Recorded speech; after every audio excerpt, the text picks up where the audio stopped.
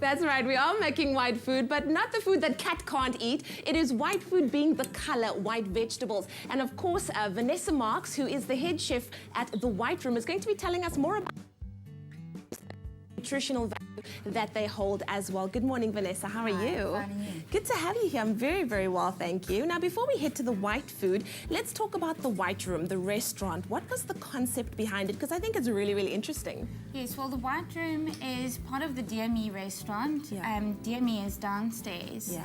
And the White Room's on the middle level. It's this really old Victorian-style room, and we've kept absolutely everything white. Awesome. And it just kind of adds to the experience. Every time a plate arrives in front of you, it really acts as a canvas, and the first thing you just notice is the food. Well, that's awesome. I think that the food really should have the center stage. Hey, I really like that concept. But now we have what we term white food or white vegetables in front of us, and I think it's pretty easy because interesting rather, because a lot of times when we think of vegetables, we think of going green, like anything that is not green doesn't have a lot of nutritional value, but that's wrong, right? Yeah, they've all got, all vegetables have got some form of nutritional value, especially with the sprouts we've got over there, are great superfood. Yeah. But often people walk into a supermarket and the first thing they go for is, the things that look bright and exciting. Yes, and so often these guys get neglected. Yeah.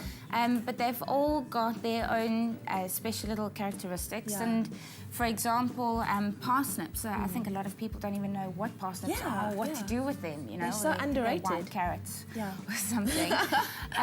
Parsnips are fantastic roasted. If you put a bit of honey and butter on, just roast them slowly in the oven. Turnips as well. I think a lot of people in South Africa don't really use turnips. You can make a lovely vegetable puree if you want to use that as a base for a dish. Then anything you put on top of that will pop. The colour's going to look really good. Wonderful. And then we've got our cauliflower, which we're using today. I also often use that to make a tart, like a quiche. So I mean, that's loads very nice. And of course, we've got our cabbage and our mushrooms, like we know, and then we've got feta cheese. I mean, too. feta is such a common one, and potatoes is an everyday kind of staple for most. And then garlic. I mean, so often I use garlic roasted. You just slow roast it in the oven, and you can add it to your mashed potato. To dressings, anything. Wonderful. I do like what you said about, white food being used as a canvas. Of course, any color that you add them to, they kind of just, take on that kind of personality or that color. But I'm quite interested to know what we're going to be making. And of course, we want to know what's your favorite dish to use white food in, or as to use white food as an ingredient in as well. So let us know on our Facebook page. We are going to be making a very delicious cauliflower soup right after this, and we're going to add some coconut to it for good measure. We'll see you right back after the break. It's at the All Seasons Milk Factory where we found goodness produced on a daily basis. Pick and Pay, always there for you. It's my feel-good breakfast show.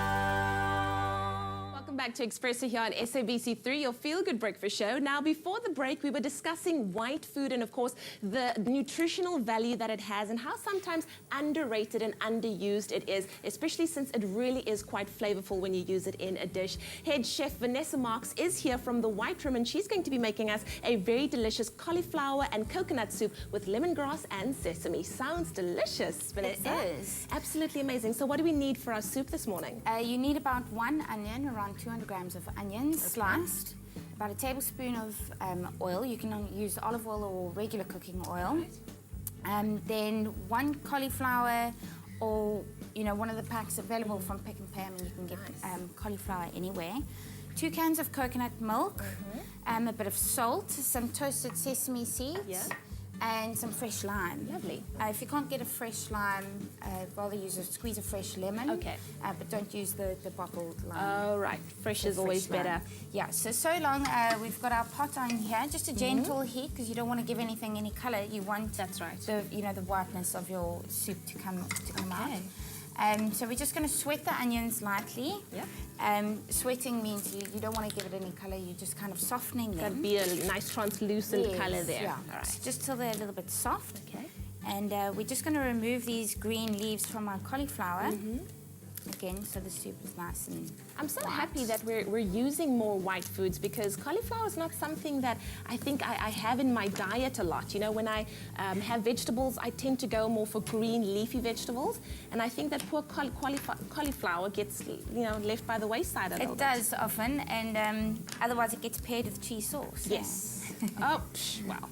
That's So, also quite delicious. We're putting the stems in as well. It's a soup, so they're going to be cooked until they're soft anyway, Yeah. and there's no point in wasting that. Yeah. This is quite a cost-effective soup as well. You know, Really? you can run into the store, Yeah. buy 1 or 2 cauliflowers, 1 onion, 2 cans of coconut milk, and kind of off you go. That's cool.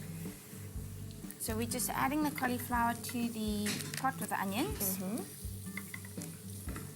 Very nice. And what I like, I mean, cauliflower is very affordable as well. It's not a very expensive vegetable to buy.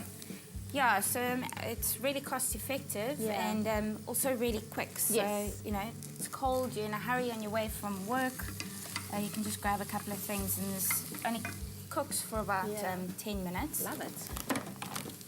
There we've got So our we've got a stick, lemongrass. a stick of fresh lemongrass. You can usually find these fresh in store. Yeah. If you can't, you do also get dried lemongrass. Yes, It's yes. not as fantastic, but Okay. it also does the job. And we're just going to bruise it slightly, There we go. Use those muscles, girl. Nice. just to soften it, and all those flavors will infuse Lovely. into the coconut milk. You don't Okay. want to chop it up, Yeah. otherwise you're going to get like strings and bits Yeah. in your soup. Okay. And then you're just going to add your coconut milk. Oh, wow. That looks absolutely amazing.